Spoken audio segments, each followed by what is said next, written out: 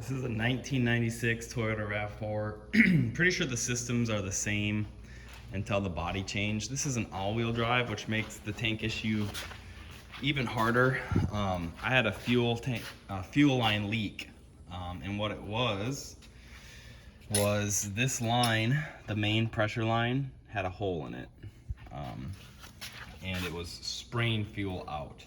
But when I went to work on it, the return lines were also leaking. Right here, they're metal. They are all rusty. Underneath here, they connect into here, and it runs like a really dumb plastic system to go back across to this one. I pressure checked it, and all it does is run this line across.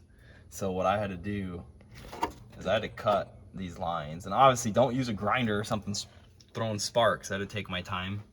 So I'm gonna cut these, and I'm gonna run a 1/4 inch rubber fuel line between here to bypass this system.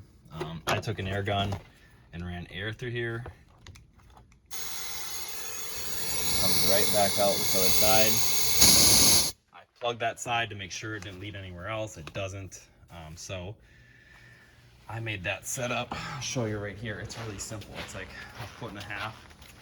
1/4 inch. If you want to run high pressure fuel line, you can, but the stuff I took off was not high pressure. So I'm going to run that across there to bypass that system, fix that leak. And the reason why I didn't want to pull this tank is because it's all-wheel drive. There's a drive shaft, the exhaust has to come down. The bolts are rusty on the exhaust. It would not be fun. But I didn't start to make a video for this because I didn't think I would, because I didn't know what I was getting into. But here's the main fuel line out of the pump. This was really hard to locate, okay? It's tube sub-assembly fuel is what you call it. So I had to search forever to find this part. It's a 77209-4203. And I think I got a discount because I have a commercial account, but they wanted like $78 for that line. And I think I got it for 62, which isn't terrible for a specialty line. There's a 17 millimeter on top that you unbolt, and it has crush washers like any pressure fitting would. And then underneath here, let's see if we can see it, right here, you have a 9/16, and I believe it's a 3/4. These are what I use. I use like brake line tools right there, and took it apart. It came apart pretty damn hard. One side's aluminum, the other side's metal. I had to take my time going back in. It wanted to cross thread. So all you need for this job is some of these wrenches, because otherwise you'll strip that out. So box end, you know, the open box end brake line tool. It's 9/16, 3/4. You'll need a 14 millimeter to make your life easy. There's, on the seats, there's a bolt here and a bolt here. 2 14s. Zip them out, fold the seats pop right out. Okay? You're gonna have 4 Phillips head screws that go into these plates. You pull these plates. There's a tab right here. You push the tab, you pull out the connector, you flip this up. Flip the carpet up, you'll be able to tuck it back in.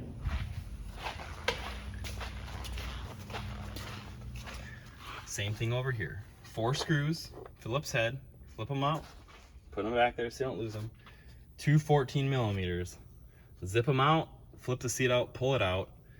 Same thing, you'll take this off, push this connector, pull this out. Boom, you got access to it right there. Take your time. Don't do anything hasty. I almost pulled out the dang cutoff wheel to do these, but I'm gonna take my time. I use like a plumbing tool and just whittle them through until they cracked through, and I broke them off. I went around there with a piece of emery cloth, sanded them up, you know, tweaked them straight. These are the seats. They pull out super easy. Don't be scared. 2 bolts on the front, 2 bolts underneath. Done. They weigh 10 pounds. It's an easy job. Peel the carpet up. I wasn't going to make a video because I thought this was going to be a nightmare, and I was going to be pulling a drive shaft and exhaust and having to cut and do all kinds of stuff underneath, but I didn't. So, like I said, a Phillips screwdriver, 14 millimeter ratchet or wrench, 17 millimeter on the top of your main fuel line, and then the 3/4 and the 9/16 the open box ends like a brake tools to get that line free. I don't know what all the problems these have, but I couldn't get a tank for this thing because it's a 96. There weren't any junkyards in like a 3-state area that had one, and I didn't want to pull the tank anyway. So I really hope this helps people out. You can have the main fuel line for, you know, anywhere from $60 to $80, depending where you get it from. You'll spend $5 on this piece of line to do a bypass. I would definitely check those lines, like they rusty and break. So I really hope this helps someone out, and I hope you save thousands of dollars versus trying to find a tank or have a dealer do it or someone else. This is a doable job for someone who's slightly even mechanical. I couldn't imagine if you went to a shop what they'd tell you they'd want to do and how much they'd want to charge you for pulling the tank and pulling all that stuff down. Obviously now, if you can find these parts, these pickup assemblies and stuff, they unbolt from here so you can redo them from there. Okay, so that would be a great thing, but finding these parts is difficult.